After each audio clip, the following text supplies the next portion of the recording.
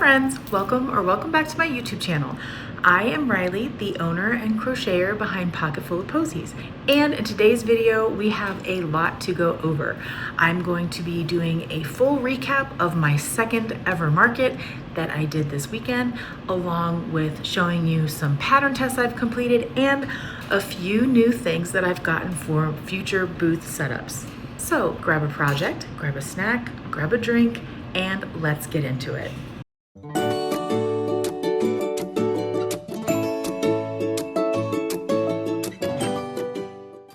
This past weekend, I attended a market hosted by the Bad Moms of Parker. This market was held at the Lone Tree Brewing in Parker from 11 a.m. to 3 p.m.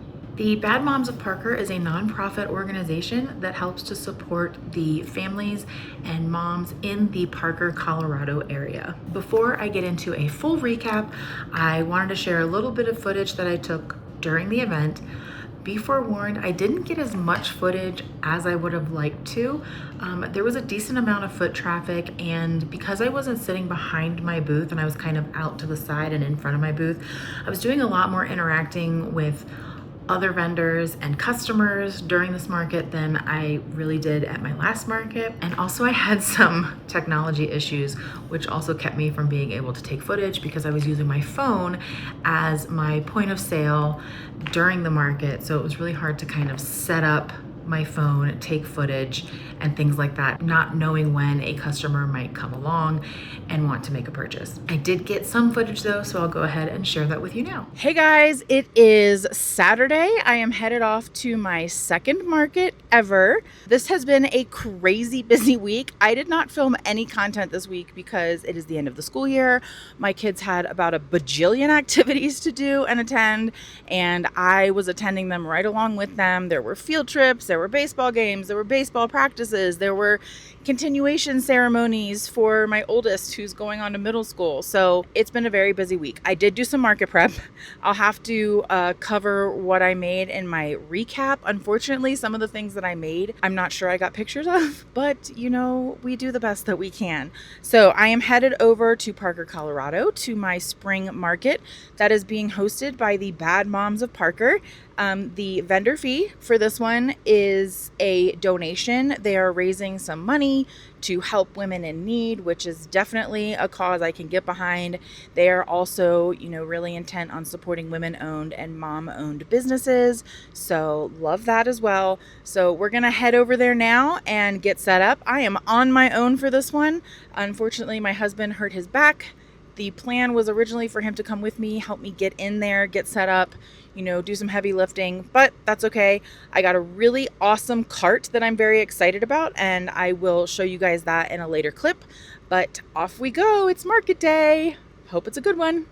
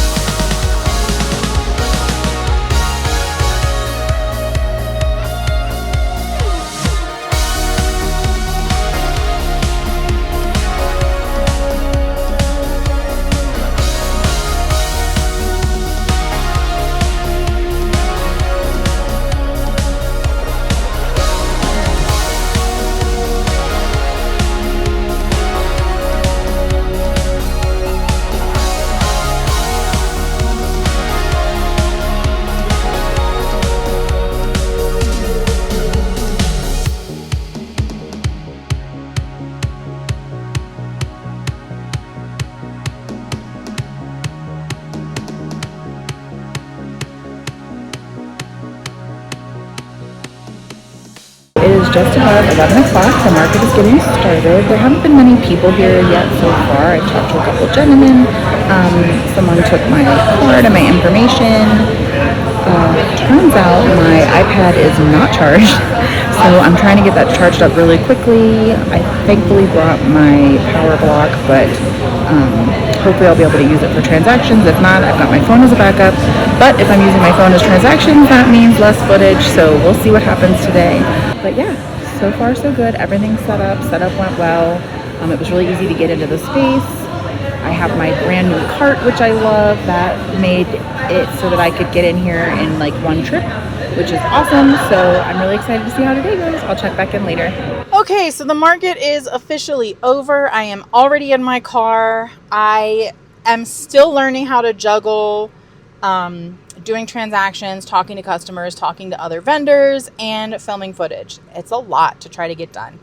Also, I'm currently just using my phone for pretty much everything, so that also made it difficult. I was using my phone for transactions. I was using my phone to look at a crochet pattern as I desperately attempted to make something, but it was very hard to focus. I don't know how people make things at markets. Maybe it's just something that comes with experience, but I'm all packed up. We had a little bit of a snafu.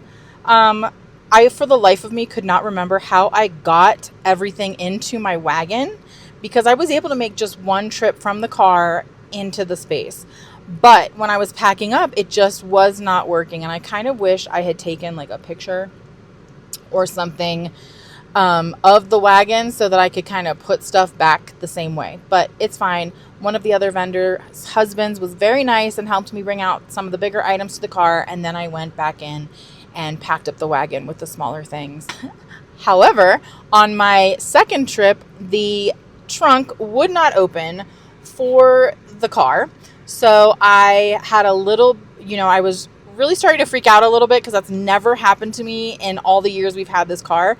And thankfully, a very nice gentleman who was also a vendor, I believe his name was Peter. I'm terrible at names. I'm so sorry. He was also packing up and he was like, hey, do you want me to give it a try? I was like, that would be great. Thank you so much.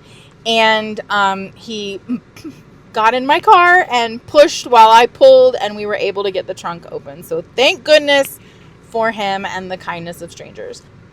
I am very excited to go home because I'm very tired. It was a good market. I was a little nervous at first, but I think I just need to get used to the idea that, it's not always going to be busy right out of the gate at events like this. And sometimes it just takes a while and traffic just kind of comes and goes, which I remember from the last one. So I don't know what I was so worried about, but I guess it just comes with experience that you kind of just get used to the flow of everything. I'll do a full recap in the next clip or so. I'm gonna head home and lay down and rest, but it was a good day and I'm excited to tell you about how it all went. As you can see, there were a lot of different types of vendors at this event. It was both an indoor and outdoor space. I did request an indoor space just because Colorado can be a little unpredictably windy and I didn't want any of my plushies falling on the ground and getting dirty outside. And also the space wasn't big enough to allow for a tent. I don't have a tent yet anyway, but even if I did, I wouldn't have been able to use it. And it was a very bright, sunny day, even though the temperatures weren't supposed to be too warm. I think it was in the high 70s.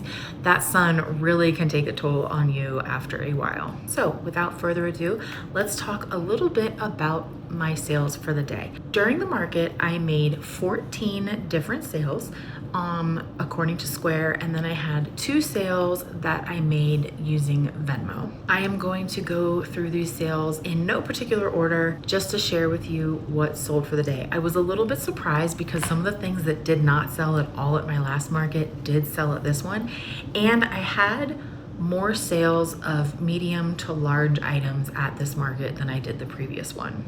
I sold 1 chunky bee for $12, 1 duck and a frog hat for $10, 2 flower babies for $10 each. I sold both my Night and Light Furies for $50 each. Those were done during separate transactions. They actually did not go together, but I was so excited that both of them sold. I sold one mini turtle, which was a new pattern that I worked up from Green Frog Crochet. I sold 3 of my Glimmer the Unicorns for $55 each. I sold my mint unicorn, my purple unicorn, and my white and pink unicorn. I sold one plant hanger for $18, one pocket axolotl for $8, one Stardew chicken for $20, and one mushroom pop fidget for $10. I also sold one mini duck for $10, and that is a pattern by May Designs Co. In total, I made $397 worth of sales. When you deduct the transaction fees I paid, the sales taxes that are owed, and the vendor fee, my walkaway total was $281.53, which is not terrible for a 4-hour market. In total, I made about 16 sales.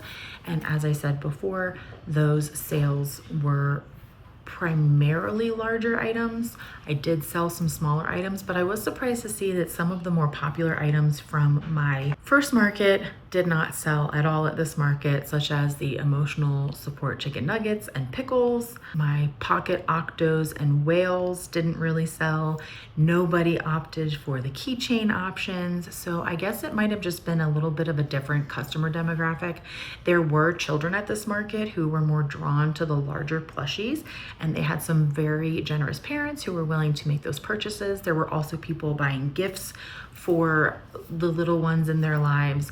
I talked to a really cute little couple who they were buying for themselves, and when I showed them the Mushy pop, I only had one left from my last market, the gentleman of the pair was very excited about it and just said, I have to take it since you only have one left. So that was really great. There were a lot of really great interactions. I talked to people who are really interested in getting into crochet. We talked about how I am also a pattern designer. So if they ever get to the point where they're comfortable making amigurumi, they can totally check out my patterns. Again, I did not have any negative interactions during this market. Of course, there were people who came and looked and ultimately did not end up buying anything, and that's to be expected. I was the only crocheter at the market, which was always helpful to be the only one. And I'm very grateful to Bad Moms of Parker for having me at their event, and also to Lone Tree Brewing for hosting. I think a lot of the people who came to the event weren't necessarily people who were planning on shopping, but because they were coming by for brunch or lunch and we were there, they kind of came around and were checking out what we had. That said, I'm really excited to show you some of the other things that I've been working on this week. This week, I had the opportunity to test an upcoming pattern from my friend Kelly of Poggy's Place. Kelly is an amazing designer, and she specifically does small makes. And so recently she was sharing a series of bug patterns that she's come out with. She's also come out with safari critters and pets like cats and dogs. She has Christmas critter packs, but lately she's been focusing on these mini critters. They're much smaller than her previous patterns that she has made. So I was really excited about these bugs because they're just so tiny and cute, and I really wanted to make them. There are a ton of bugs in these pattern packs, but I only tested 6 out of, I want to say there's more than 20. And in addition to that, to like the bugs and lizards and things like that, she has written up patterns for little accessories that can go with them, like sticks and leaves and rocks. And recently today, I saw she was showing off that one of her surprise patterns is a little chrysalis that you can actually fit one of the butterflies into, and then it kind of becomes like an interactive toy, which is really, really cool. I'm going to show you the patterns that I tested for Kelly this week, and if you want to grab these patterns, they will be available for sale starting on June 2nd. Today is Monday, June 1st, which means these patterns are coming out tomorrow. If I upload this on June 2nd, they're available now, and I'll make sure to put the link in the description down below so you can go grab a copy. From the patterns I tested, one of them was this cute little beetle.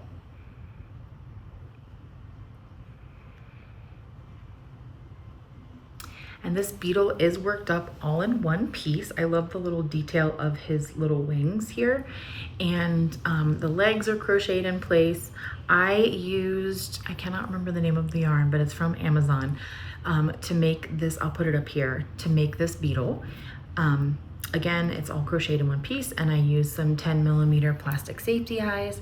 I really think it's cool how Kelly designed the head of this beetle. I'm not gonna give it away, but it is really creative and smart, and I love the technique she used for this. The next critter that I tested is this adorable little moth. Look how cute it is. I absolutely love this. The body of the moth is worked up all in one piece, and then the legs and wings are crocheted in place. You do have a little bit of tails to deal with at the end of this one, but I think the end result is totally worth it. It's just so cute. And they just fit so nicely in the palm of your hand. Next up is this adorable little dragonfly. I made mine in blue. And this was a combination of Sweet Snuggles light yarn and that yarn from Amazon. Same with the moth. That was a combination of Sweet Snuggles light and Zaddy Crafts yarn, actually. Next up, we have this adorable teeny tiny ladybug. It is so cute. The ladybug actually doesn't have any legs, but it's so cute. I love it so much. And this one I made all with Zaddy Crafts yarn, a really good chenille. Look how tiny. The fifth pattern that I tested from this pack is this adorable little caterpillar. I really love the different techniques that Kelly used on each of these patterns to give them their shape and their coloring. It's just really creative and really cute. And like I said, they work up pretty fast. This one was made using a combination of Zaddy Crafts yarn and Sweet Snuggles light. And the sixth little buggy that I tested is this adorable little grasshopper. I just think they're all so adorable, and as you can see, they all fit nicely in the palm of your hand. As I said before, this pattern does include various little accessories, and so the ones that I got to test were the stick and the leaf. And you can actually sew the leaf to the stick if you want, or have it separate as like a little snack for your critters. I'm thinking that these would be super cute, sold as a set with like a bug catcher from the dollar store, kind of to make it an interactive toy.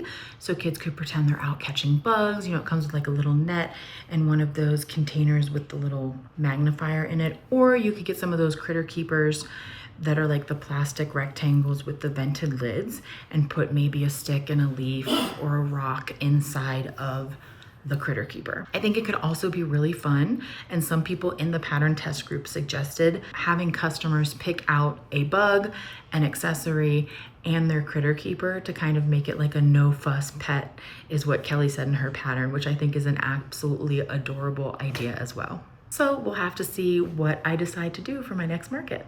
As I said in the intro, I did get some new items for this market, but also for future markets. And I want to share something that I got for a future market that I'm really excited about. I think it'll be a lot of fun, especially for events where there are families and children present. That is this claw machine.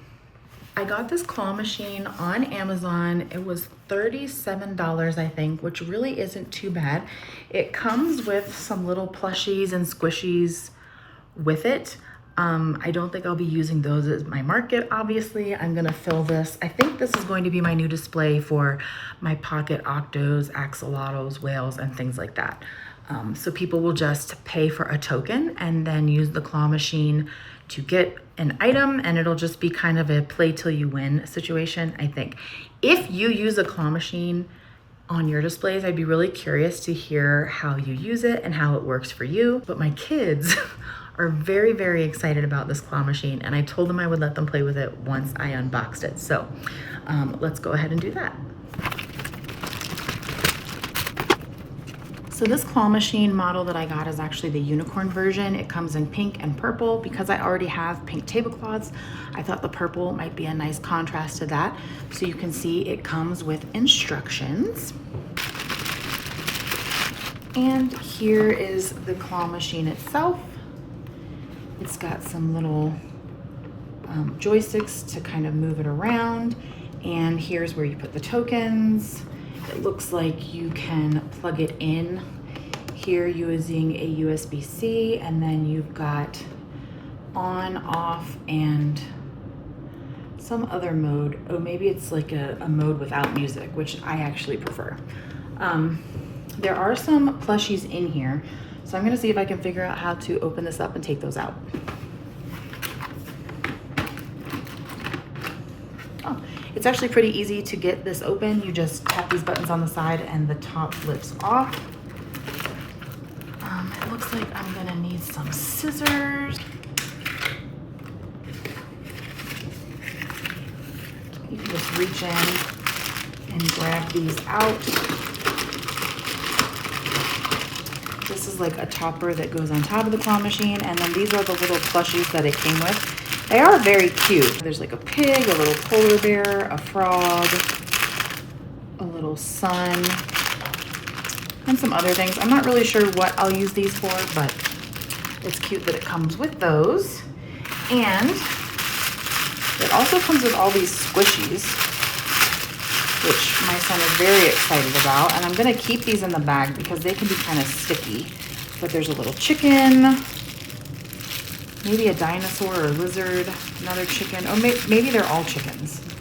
These are all like chickens you fling with your finger, and then some other squishies. So I know my youngest is very excited to try this out. He's actually sitting on the stairs off camera, waiting for me to put this together because he knows as soon as it's put together, he gets to try it out. For demonstration purposes, and because I don't have any of my mini plushies with me, we're gonna just put these little guys in here. You wanna make sure that they don't go into the little drop section, so you kind of have to angle them away from it. This one kind of fell out as I was putting them in.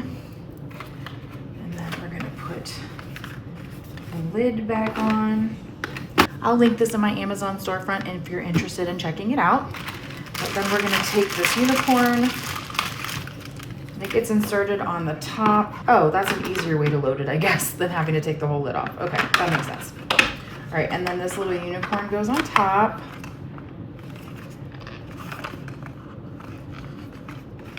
Like this. And it also comes with a USB-C cord, so I will probably need my battery pack in order to make this work. And then in addition to that, we have 24 coins, which is good. And then we've got this additional piece that I have yet to figure out where that goes. Maybe I need to look at the directions. Let's get this set up and then I'll show you how it works. All right, so here we have the claw machine set up. Turns out this piece is for the side of it. We have filled it with the plushies it came with, but also some mini plushies. I've got the ladybug from Poggy's Place in there. And then I also added these little claw machine buddies that are specifically made for claw machines. These are all patterns by Crochet with Kelsey. You can find them on her page, and I'll also link them down below. So here we have some tokens. All right, we're gonna do it with sound just to see what it sounds like. Seems to shut off automatically if you're not using it. So here's your coins, kiddo. My son's gonna go ahead and try to win something from the claw machine. Let's see how it works. Go ahead. All right, oh, it's got a timer. You gotta go get something. Oh, it looks like you gotta lift it up first. Okay, go ahead. It's nice that it's got a little light in there.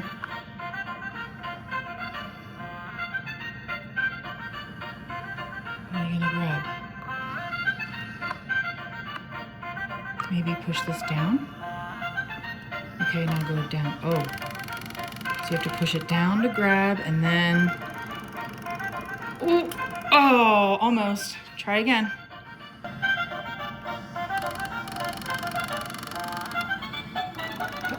Uh-oh, he's got one. Bring it back. Bring it to the, drop it.